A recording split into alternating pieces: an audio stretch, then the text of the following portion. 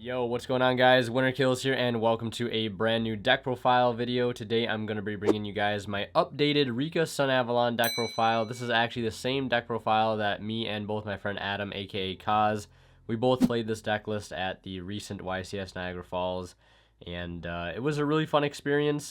Being VIP was super cool. Really unique experience. Definitely wouldn't mind having something like that again in the future. The deck list, I think, performed pretty well. I think the thing that kind of contributed to me doing so poorly was not necessarily the deck list. Now, that's not saying I don't think anything in here should change. There are definitely some things in this list that I would change.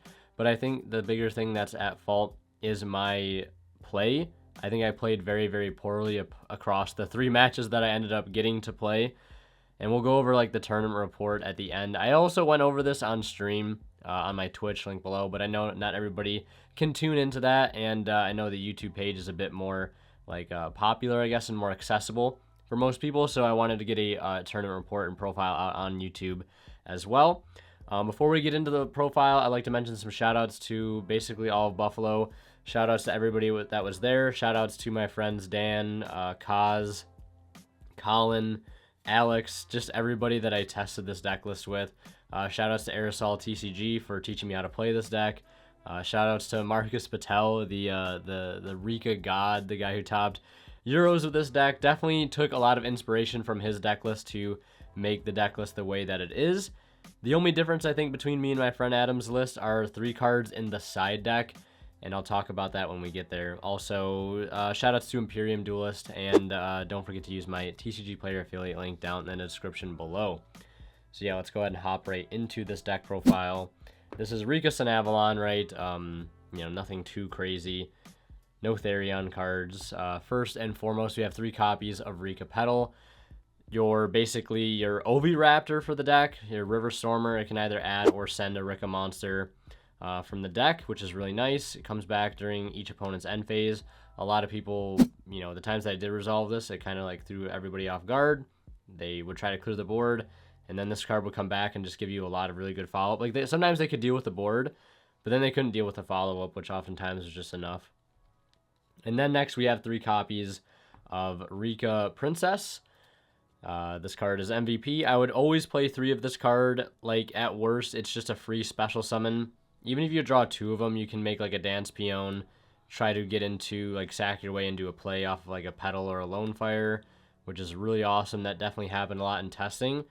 This card is just a reoccurring monster negate, and I like having multiples because there are a lot of times where like in your combo you can set up one in your graveyard and also search another copy to have in your hand. So that way you have a negate on your turn while you're trying to play, and then you also have a negate on their turn. The third one probably isn't super necessary. There were some times where I did find myself siding out the third one quite a bit going second, just for an actual like hard going second card. Because this card is only an interruption while you have a Rika monster on field, and obviously during your opponent's turn, if they're going first, it's not going to be an interruption. It's a really good extender. It just summons itself while just summons itself, and then while it's on board, you can only summon plants. This card is something, again, that could probably go to 2, but like I just like the consistency of seeing this card. It helps you combo, helps you beat hand traps. So for that reason, I think I would continue to play 3. Then next up, we have 2 copies of Rika Princess, or Rika Fairy, Mudan the Rika Fairy, completely butchered that. This card, really great. It's just a nice extender. It's kind of like Earth Machine. You can just tribute a plant monster to special summon it. The tribute is cost, so you can still like tribute face down plant monsters, because I know that's a question people have in case of like things like Meta Noise, whatever it may be, or Fairy Tale Snow.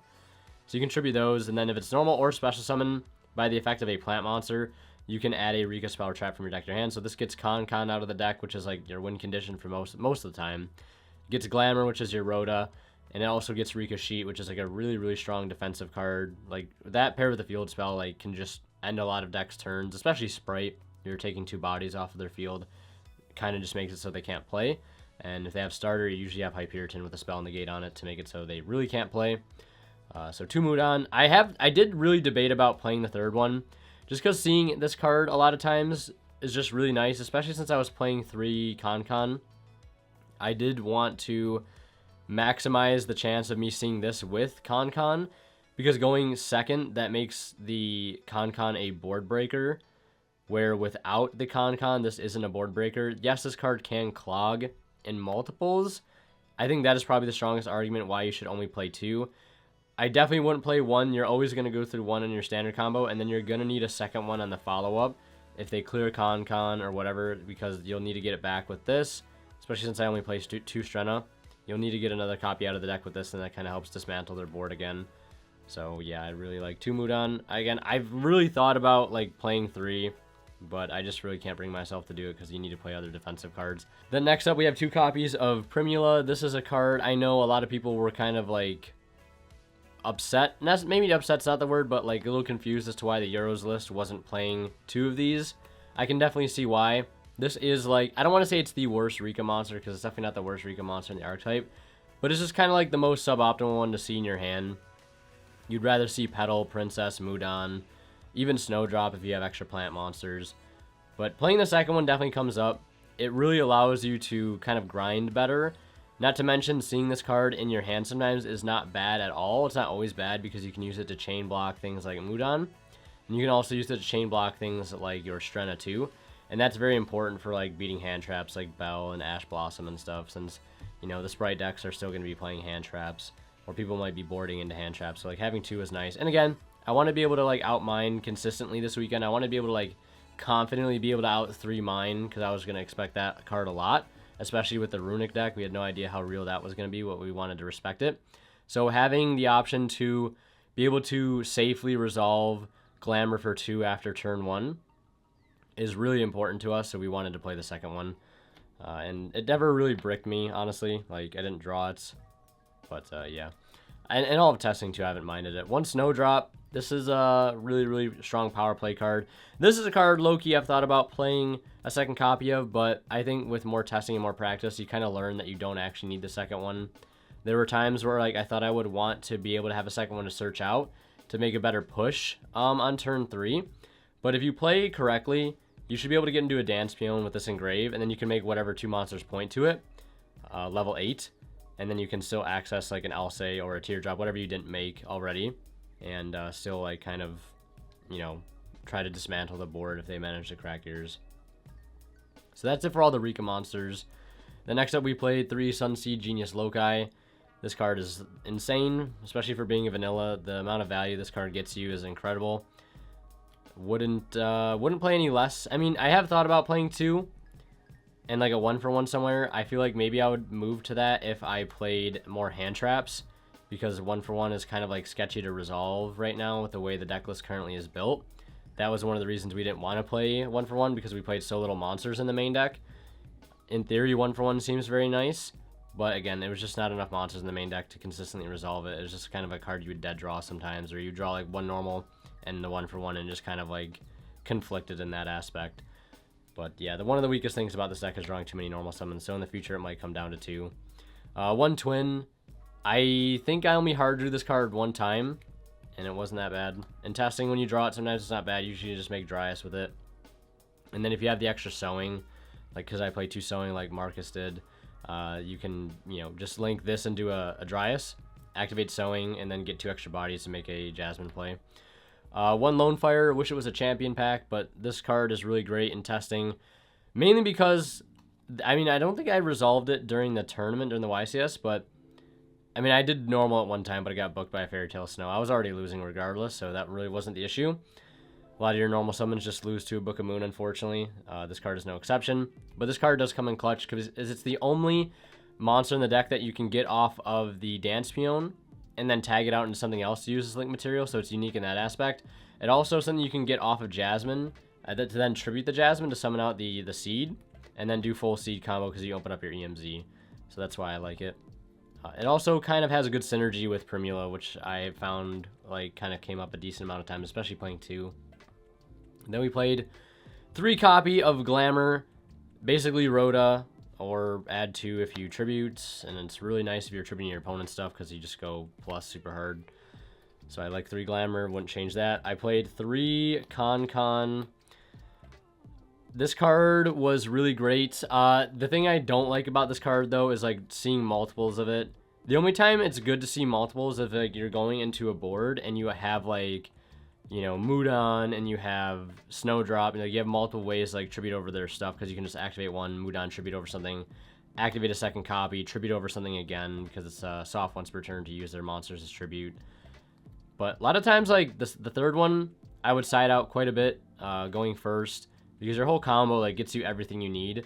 The only time, like, the reason why there's, like, so many 2-ofs, and I know some people don't like that, but, like, you're always, like, your whole combo pretty much guarantees everything you need.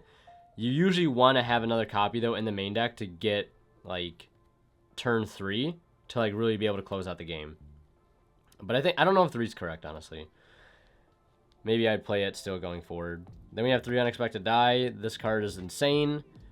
This card won me a game against Tier Sprite because he made a Kaleido Heart after I summoned Dryas and searched, and he spun it back, and then I had a second copy just to go full combo again. We also had the double Appointer, which is kind of insane. 3 Dark Ruler. This is the one card I kind of regretted playing. I wish this would have been DD Crow in the main. I think that would have been way, way better than playing this card. This card was awful. I don't think I resolved it a single time.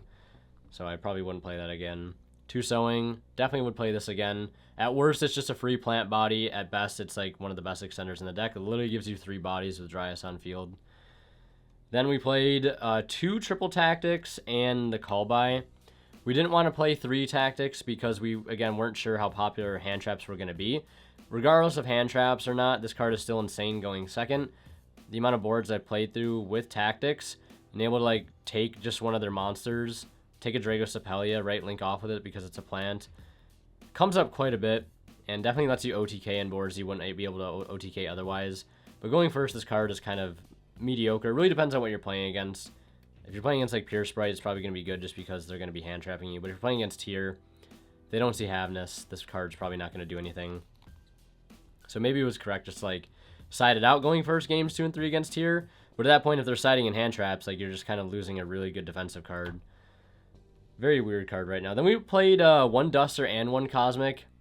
We really wanted to respect Mystic Mine. We really wanted to respect back row decks because this deck has a very hard time against those. And funny enough, speaking of back row decks, we'll get to that. But yeah, really wanted to respect those. Really wanted to respect Runic. Probably didn't need to play both. In fact, if I could go back, I'd probably just cut the Duster for something else and just play the 1 Cosmic. But I don't think it was too bad. There were a couple times where I definitely wish, and I was glad that I had both of those in my deck. It was just unfortunate I didn't draw them. Then we have 3 copies of Imperm, best hand trap in the game right now, I think, next to, like, DD Crow. 3 Rivalry of the Warlords. This card was very lackluster. I think I activated it one time, and it was against a really bad matchup. It stopped one of his plays, but led him to another that just outed it anyways. I think this card is still good. I thought about possibly siding this card for just when I know I'm going to be going first, but I think maining it is still probably correct. Then we played 1 Sheet just because this card's insane. Really, really insane. There are some times where I wish I had a second one, especially with the 2 Strenna. But next up, we have 3 copies of Dryas. This card is great. You do make multiples of this. Sometimes you go through 3 in a single turn, especially if you're going into a board. 1 Thrasher and 1 Healer. I opted not to play 2 Healer. I know the second Healer can kind of come up in time, but, like, it's not beating things like Red Resonator, that extra 300 life points. I feel like the Thrasher has a lot more utility. It gives you the ability to make your Unexpected Die or just Loci a 1-card OTK through a body. And it also lets you do cool battle phase shenanigans with the Dryas because you can, like, attack and do a defense position red after you Dark Ruler them, take the damage, summon this out, run over their elf, and that gets rid of their follow-up, whereas, like, Healer doesn't do that. So I really like Thrasher for that reason. 1 Dancepeon. I think I never summoned this in the tournament, but in testing it comes up all the time. 2 Jasmine. This card comes up quite a bit. I think I summoned the second one time. Melius and Bengal Answer, because you have to play them. They're both really, really strong. Then we have 2 Strenna, 1 Teardrop, 1 Alsay we decided to play, which I'm really glad I played, and 1 Hyperiton. I like playing this card because there's sometimes, like, you just, like, can't out certain things with any of these other cards like Alsay can. And also is, like, one of the only cards in the extra deck that interacts with, like, spells and traps, which is really clean. And not to mention, like, if this card survives, you can just keep declaring cards to try to grab off of this in certain matchups. Like, one time I did call Triple Tactics Talent. I didn't grab it, but I was still able to remove a card anyways. It was against Tier. Because, like, having Triple T or having the ability to just stack a card of his was also like, either option was really good. So yeah, that was it for the extra deck. Now we'll take a look at the side. Now moving on to the side deck, we just had 3 copies of Crow for like Sprite and Tier, obviously. Also comes up against like other decks like Drytron too, so there's a nice crossover there. We also we were on board breakers, obviously, so we wanted to have stuff in the side deck that like board breakers wouldn't be good against. We knew a lot of people would be on like the Curious Dump Spell Canceller or Curious Dump Anti-Spell, and obviously Dark Ruler doesn't do anything to those, nor does Triple Tactics Talent. It's really, really tough to beat those boards without hand traps, so that's why we decided to side the DD Crow, the double Nibiru, and the Pankratops. This probably should have been the third Nibiru. I kind of wish it was the third Nibiru. I think that probably would have been better. Shoutouts to Nib for being the 6th card against my round 3 matchup, game 3, and losing because I didn't see it as the 6th. Probably would have gone a different way had I drawn that in the opening 5. Then we had double Cosmic to complete the playset. And we had 3 evenly match. Just evenly match, I think, is one of the best board breakers right now because it doesn't lose to Canceller or Anti-Spell. Very, very strong card. So I would definitely play that again. Then I played 3 a Pointer. This is where our list differentiated. My friend Kaz played 3 Water Art, and I believe he said he wished he would have played this card instead. I think he said that. I'm pretty sure. I think this card in general is just absolutely way better. I think it's cool that Water Art can like have synergy with Strenna, but your engine has synergy with Strenna anyways. And if you draw multiple Water Art, it's really awkward because your typical end board isn't ending on more than one water monster. You're ending on just one, and that's Strenna, and you want Princess to tribute that off anyways. Also, Water Art requires you to be able to be playing and have not gotten like super interrupted. You have to be doing something to make Water Art live. And Red Lotus, like, you could have gotten completely stopped and you could just set a couple. And so long as you have a card in hand and life points to pay, obviously, you can still use it. I think they both have their downsides, but I think a Pointer is just like a little bit easier to use. And then we played 1 Red Reboot. This card is, I think it's mandatory for this deck. You need to be able to wait to stop back row. And especially with decks like searching cards like Anti-Spell, Different Dimension Ground, whatever it may be, you need a way to stop that stuff. So, and Red Reboot is like one of the few cards that can interact with it. So, matchups really quickly. Obviously, rounds 1 and 2, I had the bye from the VIP that I won using this same deck. Not the same list, obviously, but, you know, Rikka, Sunavalon. Round 3, I played against Dennis Nadas, I think is his name. I'm sorry if I'm saying that incorrectly. Very good player. Very cool dude. I lost the die roll, and he was playing Sprite Danger Tier. I believe he also ended up getting top 32, so it was really cool. So shoutouts to him. Lost die roll, and that pretty much honestly decided the match. He went first, put up an insane board. I decided to not try to play into it. A, because there's no way I was beating it without a board breaker. I didn't draw any of my board breaking cards. I didn't draw, you know, Dark Ruler, Talents, Duster, nothing. It was just a handful of engine, which is unfortunate. So I just scooped before I could show him anything. I went first, game 2, saw double a Pointer. He Havnessed into like a Kaleido Heart, put back Dryas, had the unexpected die as the punish. Still on pretty much the full board with Alcei, Strenna, Bengal Answer, double set of Pointer, Sheet, and a Sewing in hand.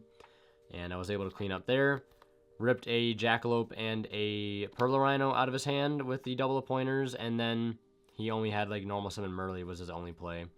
So, and then we went to game 3 where same thing. I saw an Imperm. He really played around this card so well. I don't know if he I telegraphed it too hard because I said thinking when he went Jet Search. I probably should have just Impermed it, knowing that I wasn't going to get a chance to Imperm anything else because of Elf and how busted that card is.